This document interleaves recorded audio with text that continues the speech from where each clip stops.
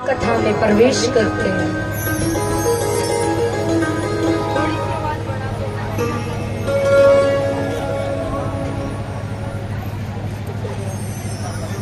आज की पावन कथा में प्रवेश करने से पहले बताइए कल कौन कौन सी कथाएं हुई थी?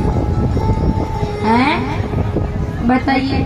करने आने की कथा, प्रभु की माखन चोरी लीलाएं, मिट्टी खाने की लीला, ओंखल बंधन लीला, वत्सासुर, बक्कासुर, अग्गासुर के उद्धार की कथा, ब्रह्मा जी के मोह का नाश, भगवान के द्वारा कालिया नाग पर कृपा करना, ब्रजवासियों की अग्नि से रक्षा करना, वेणु गीत, चीर हरण कथा व कल सभी ने गोवर्धन पूजा की कथा सुनी थी।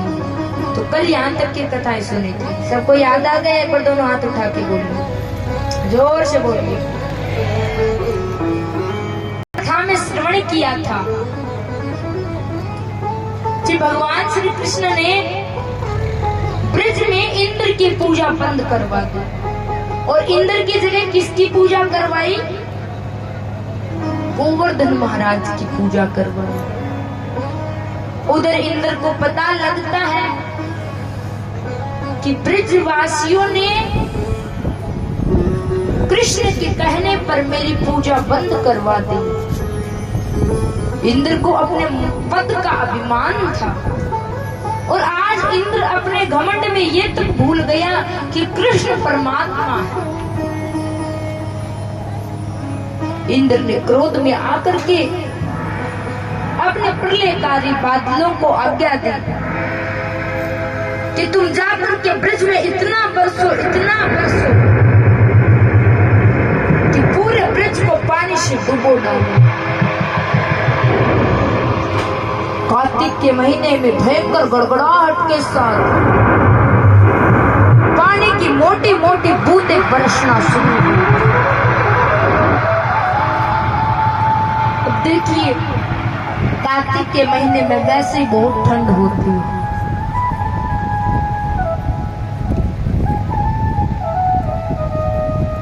और ऊपर से इतनी भयंकर बारिश, सारे ब्रजवासी ठंड से ठिठुरते हुए कन्हैया के पास आए। कन्हैया, हमने तेरे कहने पर इंद्र पूजा बंद कर दी और लगता है इंद्र हमसे नाराज है गए हो। अब हमें डुबोकर इंद्र मार डालेगा, हमारी रक्षा करो। भगवान श्री कृष्ण कहने लगे, तुम ब्रजवासियों घबराओ मत, क्योंकि तुमने जिस गोवर्धन पर्वत की पूजा करी है वही गोवर्धन पर्वत तुम्हारी रक्षा करेगा। भगवान श्री कृष्ण ने सभी ब्रजवासियों को उनके समान व गायों के साथ अपने साथ लेकर गोवर्धन पर्वत की तलहटी पर जाते हैं। श्री कृष्ण भगवान ने गोवर्धन पर्वत को प्रणाम किया। एक ही झटके में अपनी सबसे छोटी अंगुली पर गोवर्धन पर्वत को उठा लिया। देखिए, जैसे कोई छोटा बच्चा होता है, बरसात के छत्ते को नहीं उठा लेता हाथ में, उसी प्रकार श्री कृष्ण भगवान ने 7 वर्ष की उम्र में 7 कोष की गोवर्धन पर्वत को उठा लिया। पर्वत उठाने के बाद कन्हैया ने ब्रजवासियों से कहा, तुम अपनी गायों को, अपने सामान को लेकर इस गोवर्धन पर्वत के नीचे आओ। सारे ब्रजवासी गोवर्धन पर्वत के नीचे आ गए। सभी ने अपनी अपनी लाठियां पर्वत के लगाई, क्योंकि ब्रजवासी कन्हैया को भगवान नहीं मानते थे। उनकी नजर में तो कन्हैया छोटा सा बालक है। कन्हैया को पर्वत उठाए 3-4 दिन हो गए तो ब्रज के लोगों ने कहा, देख लाला, तू नेक सो है, तू छोटो सो, तुम छोटी सी अंगुली तुम्हारी दर्द कर रही होगी, तू नेक थोड़ा आराम कर ले। हम सभी ने अपनी अपनी लाठियां टिका रखी है। कन्हैया ने कहा, सोच लेना, मेरे हाथ नीचे करते ही पर्वत नीचे आ जाएगा, सब दब जाओ। सारे ब्रजवासी कहने लगे, ओ तुझे क्या लगता तुमने अकेले ने इस पर्वत को उठा रखा, हमने फालतू में ही लाठियां लगा रखी। कन्हैया ने कहा ठीक है तो मैं हाथ नीचे करता हूँ। जैसे ही लाला ने धीरे से हाथ नीचे किया कि सबकी लाठी डंडा टूट गए। सब चिल्लाने लगे लाला बचाओ। कन्हैया ने पुनः गोवर्धन को धारण किया। और जो ग्वाल बालक थे कन्हैया के साथ खेले खाए पले बड़े, वो कन्हैया से कहने लगे, कन्हैया एक बात बताओ, हम साथ खेले हैं, साथ हमने मक्खन खाया, साथ बड़े हुए हैं, पर तेरे में इतनी ताकत इतनी शक्ति कहां से आ गई जब तुमने इतना बड़ा पर्वत अकेले ने उठाया? तो कन्हैया ने बड़ा सुंदर जवाब दिया, कछु माखन को बल पड़ो, कछु गोपन करी सहाय, अरे राधा रानी की कृपा से गोवर्धन लियो उठा। बोलो राधा रानी सरकार की। कछु माखन को बल बढ़ो, कछु गोपन करी सहाय, और राधा रानी की कृपा से गोवर्धन लियो उठा। भगवान श्री कृष्ण ने गोवर्धन उठाए रखा और ब्रज में जो पानी बरस रहा था, अगस्त मुनि को आदेश दिया कि ब्रज में जितना भी बारिश हो रही सारे पानी को पी जाओ। और महाराज अगस्त मुनि तो ऐसे थे, एक बार चुल्लू भर के समुद्र को पी गए थे। तो भगवान कृष्ण की आज्ञा पाकर अगस्त मुनि ने ब्रज में बरसते हुए सारे पानी को पी डाला। इंद्र ने 7 दिन बाद सोचा झांक कर देखो तो सही ब्रज में क्या चल रहा है। देखे तो भैया ब्रज में तो धूल उड़ रही है। इंद्र को अपनी गलती का पछतावा होता है। इंद्र ने वर्षा करनी बंद कर दी, बारिश बंद हो गई, धूप निकल आई। कन्हैया ने सबसे कहा कि सभी अपने अपने घरों में चलो, बरसात बंद हो गई है। सभी गोवर्धन के गड्ढे से बाहर आते हैं। श्री कृष्ण भगवान ने पुनः उनके स्थान पर श्री गिरिराज जी को, गोवर्धन जी को स्थापित किया। गोवर्धन पर्वत धारण करने के कारण हमारे भगवान का नाम गिरधारी भी पड़ा। बोलिए गिरधारी नाथ की जय।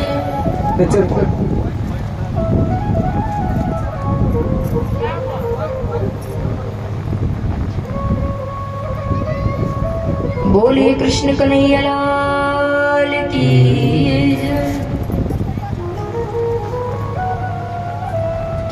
अब जैसे ही श्री कृष्ण भगवान ने गिरिराज जी को रखा, घर पर आए तो यशोदा मैया ने कन्हैया के लिए 56 भोग बना। देखिए हम भगवान को 56 भोग क्यों लगाते हैं कन्हैया को? क्योंकि यशोदा माँ का नियम था, कन्हैया को दिन में 8 बार जमाती थी। कितनी बार? 8 बार। और कन्हैया ने 7 दिन तक बिना खाए पिए गोवर्धन उठाए रखा।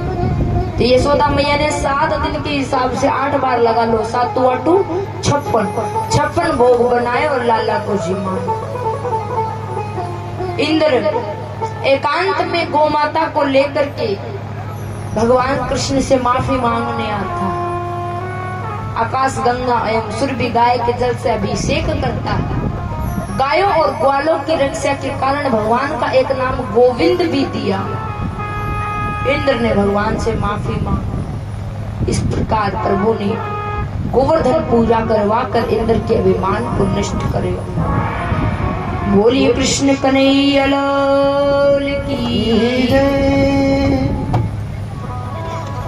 एक बार की बात है,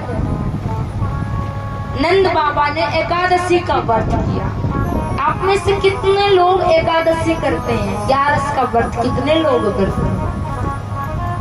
बस इतने ही लोग करते हैं, बाकी के नहीं करते। और भाइयों में कौन करता है एकादशी का व्रत? अरे सारा माइया ने ठेका कौन ठहरा क्या कि मतलब भी कराया करो।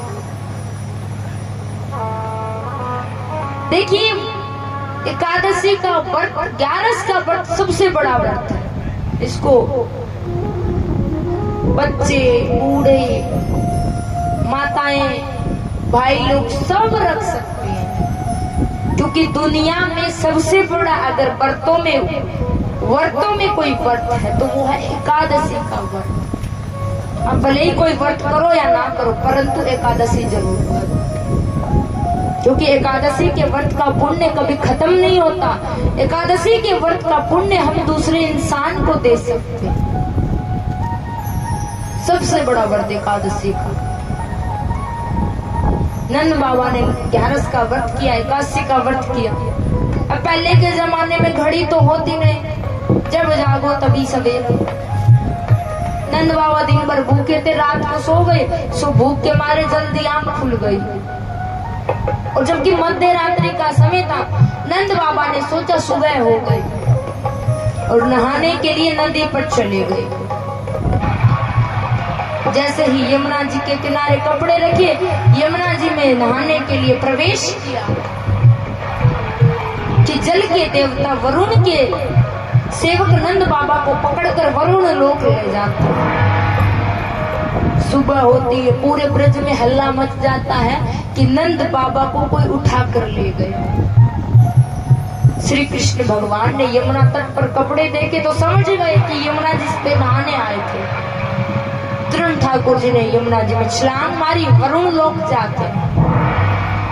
वरुण लोक ने जैसे ही ठाकुर जी गए, वरुण देवता ने देखा, आइए स्वामी, आइए प्रभु, ऊंचे सिंहासन पर बिठाया। भगवान कृष्ण कहने लगे, तुम यहाँ मेरी पूजा कर रहे हो, मेरे पिताजी को तुम्हारे सेवक बंदी बना लाए। वरुण देवता ने माफी मांगी, नंद बाबा को कन्हैया के साथ वापस भेज दिया। अब नंद बाबा जब ब्रज में आए तो सबको बताया कि मेरे कन्हैया न जानो यहाँ की कार रिश्तेदारी है। मुझे चार हाथ वाले आए और मुझे पकड़ के ले गए, और जब मेरे कन्हैया वहां पहुंचे तो सबने बड़ी सेवा करी यहाँ की। पता ना वहां से इनकी क्या रिश्तेदारी निकली। अब ब्रजवासी, देखिए भगवान ने गोवर्धन की जो लीला करी थी, उसके बाद ब्रजवासियों को थोड़ा आभास हो गया था कि कन्हैया कोई साधारण बालक तो नहीं हो सकता, ये शायद भगवान। आज नंद बाबा ने ये बात बताई तो ब्रजवासियों के मन में हुआ, ये भगवान है क्या? कभी कन्हैया हमें भी अपने धाम का दर्शन कराएगा। श्री कृष्ण भगवान सबके मन का भाव समझ गए और सबको साथ लेकर के ब्रह्म कुंड गए।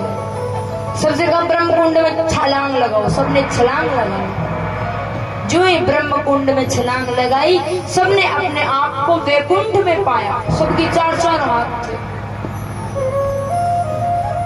वैकुंठ में भगवान नारायण की सवारी निकली तो एक बाल बड़ा चंचल था, दूसरे से कहने लगे, अरे यहाँ की शकल तो अपने कन्हैया में मिले। उसने ने जोरते आवाज लगाई, ओ कन्हैया, गैया नहीं सरानी क्या?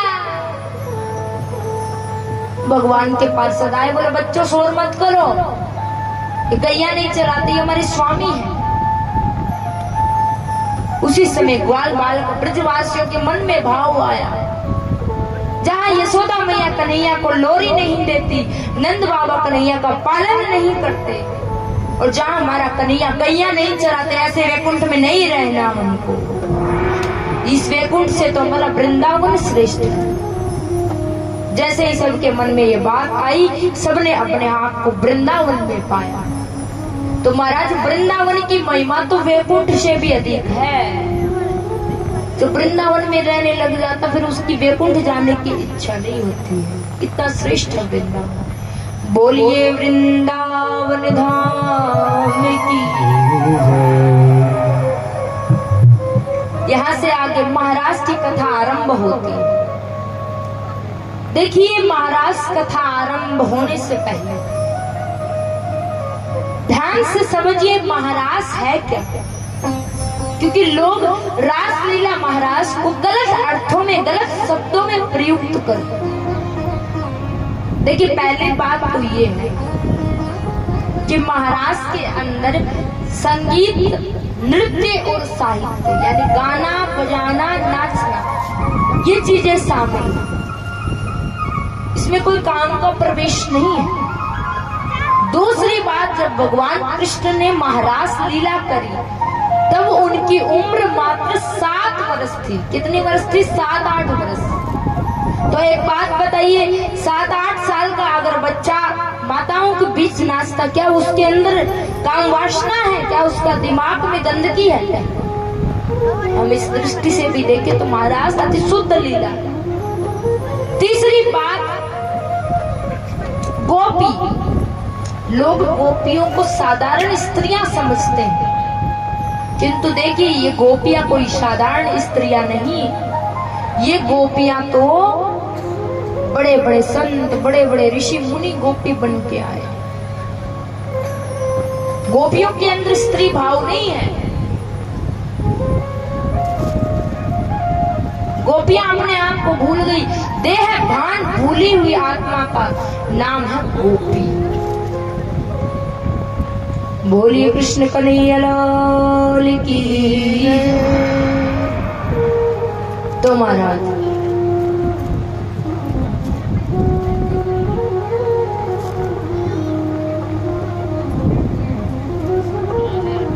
भगवान श्री कृष्ण ने कामदेव को जब घमंड हो गया, मैं तो सबसे शक्तिशाली हूं, मैंने तो सब देवताओं को जीत लिया, तब भगवान ने कामदेव का घमंड नाश करने के लिए योग माया का आश्रय ले संत पूर्णिमा की रात को महाराज का संकल्प किया।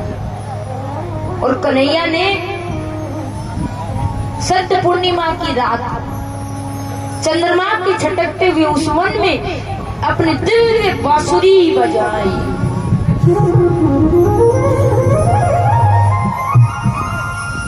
जैसे ही वो बांसुरी गोपियों के कानों में गई, सभी गोपियों को लगा शायद कन्हैया हमें बुला रहे हैं। माताओं ये बैठ जाओ, ये जो कपड़े लेके आए हो ये रुक्मिणी को देने, अपने हाथ में रखो। हाँ, इतनी देर दूर आपको भजन नहीं लगा, अब भी नहीं लगेगा।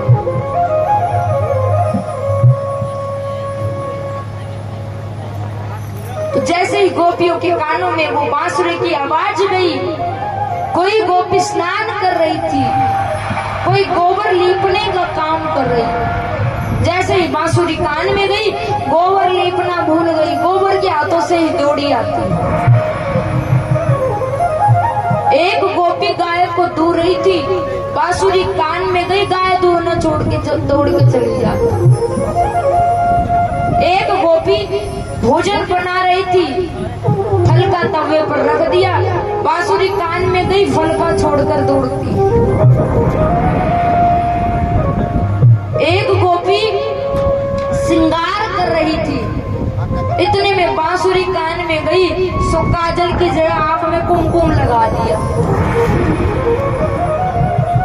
एक गोबर गिर रही थी, बांसुरी कान में गई, हाथ धोना भी भूल गई, दौड़ कर जाती।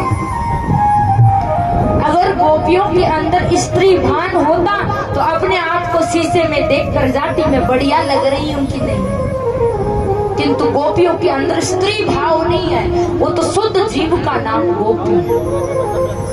किस प्रकार गोपियों के कानों में बांसुरी की आवाज जाती है, किस प्रकार गोपियां दौड़ कर आती है। आइए। ओ मुरली जोर की, उठाइए पूरे पूरे हाथ। ओ मुरली जोर की, ओ नंद लाला रे, ओ नंद लाला, उठाइए पूरे पूरे हाथ। मुरली जोर की बजाई रे नंद लाला, मुरली जोर की बजाई रे नंद लाला,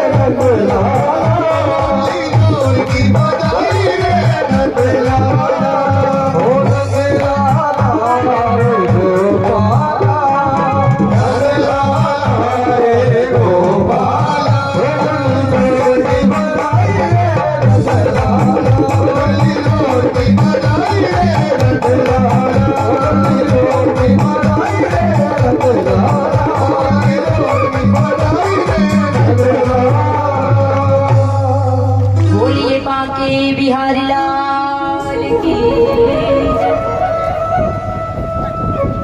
प्रेम से बोले राधे राधे राधे राधे। तो महाराज जैसे गोपियों ने मुरली सुना, सबको लगा कि शायद कन्हैया मेरे को बुलाया है। सबने सोचा मेरे को ही बुलाया। सब एक दूसरे को बिना बुलाए उस वन में इकट्ठी हो जाती है। वन में आई हुई गोपियों को देखकर कन्हैया ने कहा, स्वागतम वो महाभागा। अरे ब्रज गोपियों, तुम्हारा स्वागत है। तुम इतनी रात यहाँ गंगोर वन में क्या करने आई हो? अच्छा, तुम चंद्रमा से सुशोभित इस वन को देखने आई हो। वन को तुमने देख लिया, अब अपने घर जाओ, क्योंकि इस वन में शेर वगैरह खा जाए और तुम्हारे घर वाले परेशान हो रहे होंगे, तुम्हें ढूंढ रहे होंगे। अब भगवान कृष्ण यहाँ स्त्रियों को उनका धर्म समझाते कि एक स्त्री का धर्म क्या होता। बोले स्त्री का परम धर्म होता अपने पति की सेवा करना। भले स्त्री का पति बुरे स्वभाव का हो, क्रोधी हो, गरीब हो, बीमार हो, कैसा भी हो, स्त्री को कभी भी अपने पति का त्याग नहीं करना चाहिए। गोपियों से भगवान कहते हैं, देखो गोपियों, मुझे धर्म बड़ा प्रिय है, क्योंकि भगवान संसार में बार बार धर्म की रक्षा के लिए आते। भगवान को क्या प्रिय है? धर्म। और जहाँ धर्म है वहीं भगवान। आपने महाभारत में देखा होगा भगवान ने किनका पक्ष लिया? कौरवों का नहीं, पांडवों का। पांडव वन में थे तब भी भगवान उनके पास दौड़ कर गए। ये नहीं कि भगवान को पांडवों से ज्यादा प्रेम था, नहीं, क्योंकि पांडवों ने अत्यंत दुख में भी अपने धर्म को नहीं छोड़ा, और जो धर्म को नहीं छोड़ता उसे भगवान नहीं छोड़ते। एक बार बोलना पड़ेगा राधे राधे, जोर से बोलिए। भगवान कहते हैं जो धर्म का पालन करता वो मुझ परमात्मा को प्राप्त करता। गोपियां कहते हैं भगवान आपका उपदेश तो बड़ा प्रिय है, किंतु पहली बात तो ये कि जो स्त्रियां हैं उन्हें स्त्री धर्म का पालन करने की जरूरी है। हम तो स्त्रियां नहीं है ना, हम पुरुष हैं, हम तो आत्मा है, और आत्मा का कर्तव्य है परमात्मा से मिलना। दूसरा, आपने कहा जो धर्म का पालन करता वो मुझ भगवान को प्राप्त होता। अरे प्रभु, आप तो हमें मिल गए, अब आपको छोड़कर हमें कौन से धर्म के पालन की जरूरी है? और अगर हम घर भी जाएंगी तो हमारे पैर घर की तरफ एक कदम भी नहीं जा रहे। श्री कृष्ण भगवान ने गोपियों के प्रेम को देखा और कहने लगे, अरे गोपियों, मैं तो देवताओं के समान आयु पाकर भी तुम्हारे प्रेम का बदला नहीं चुका सकता। वही वन में भगवान श्री कृष्ण गोपियों के साथ रास लीला प्रारंभ करते हैं। और जैसे ही कृष्ण भगवान गोपियों के साथ नाचने लगते हैं तो गोपियों में घमंड आ गया, अरे हम तो संसार की सबसे भाग्यशाली स्त्रियां हैं, जगत को बनाने वाले भगवान हमारे साथ नाच रहे हैं। जैसे ही गोपियों में घमंड आया, भगवान तुरंत गोपियों के बीच से अंतर्ध्यान। अब गोपियां वन में भटक रही, रोती हुई कन्हैया को ढूंढ रही। एक जगह गोपियों ने देखा कि राधा रानी भी रो रही है बैठी बैठे। गोपियां राधा रानी को साथ में लेकर के यमुना जी के पुल पर आकर बैठ जाती और वहां पर बैठकर गोपियां रोती हुई गोपी गीत का पाठ करती हैं। जयति ते अधिकम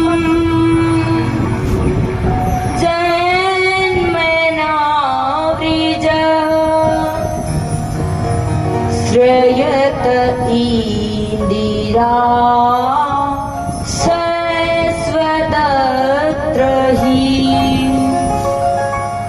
दयित दृश्यतां दीक्षुता वेका स्त्वैधृता स्व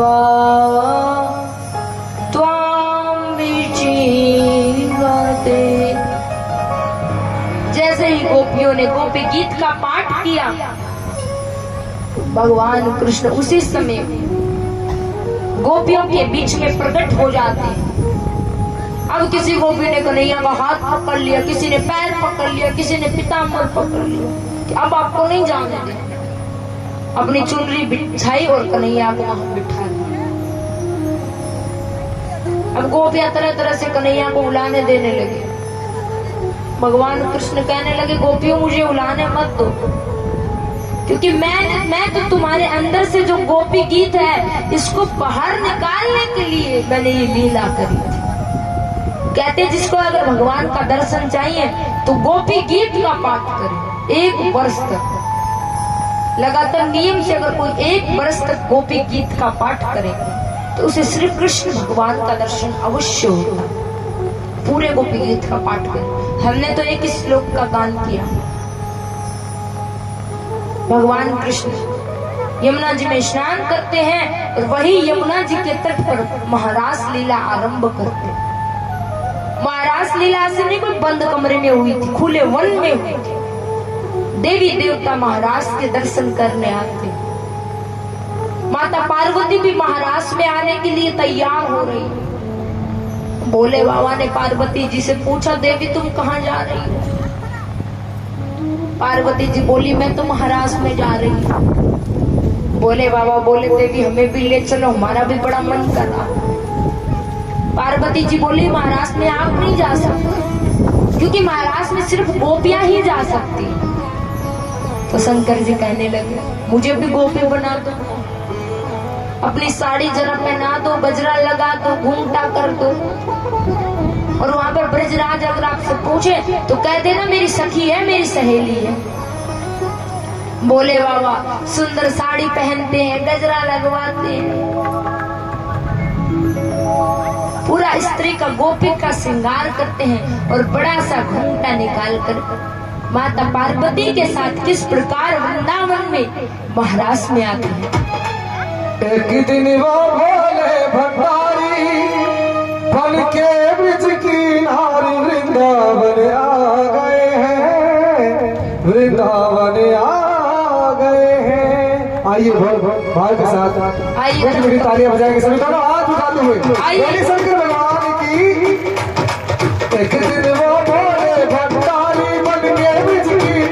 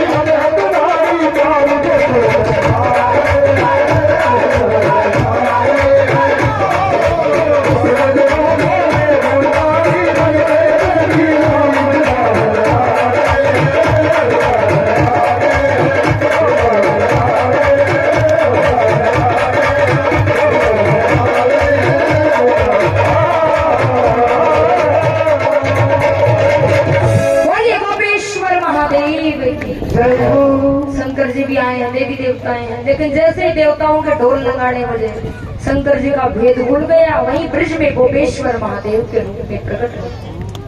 श्री कृष्ण भगवान किस प्रकार गोपियों के साथ यमुना किनारे महाराज नृत्य करते, आइए।